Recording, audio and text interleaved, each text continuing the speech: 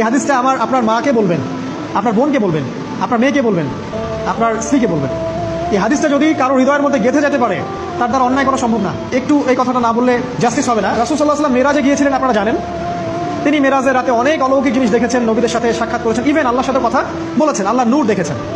এই সময় সবাই তাকে হাসি মুখে সম্বর্ধনা জানিয়েছিল। যার সাথেই দেখা হয়েছে তার সাথেই তিনি হাসি মুখে অভ্যর্থনা তাকে জানিয়েছে, আসসালামু আলাইকা আইয়ুহান নবী, সবাই বলেছে হাসি মুখে। একজন মালাক, একজন ফেরেশতা তাকে দেখে হাসেননি, একজন। আপনারা কি জানেন রাসূল সাল্লাল্লাহু আলাইহি ওয়াসাল্লাম অবাক হয়েছিলেন। তিনি বলেছিলেন যে ইয়া জিবরিল, ওর চেহারাটা এত গম্ভীর কেন, সে আমাকে দেখে হাসছে না কেন, তার মুখে হাসি নেই কেন?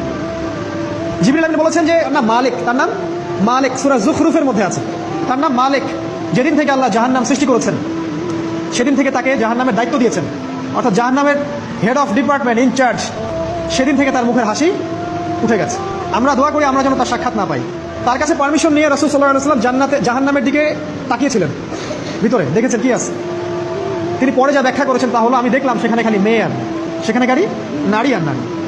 এই হাদিসটা আপনার মাকে বলবেন, আপনার বোনকে বলবেন, আপনার মেয়েকে বলবেন, আপনার স্ত্রীকে বলবেন।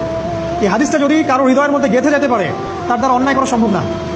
কিভাবে একটা মেয়ে সবকিছু উন্মুক্ত করে ঘুরতে পারে যখন অলরেডি তার আত্মা জাহান্নামে জ্বলছে, অলরেডি, কারণ ভবিষ্যৎ আল্লাহ জানেন।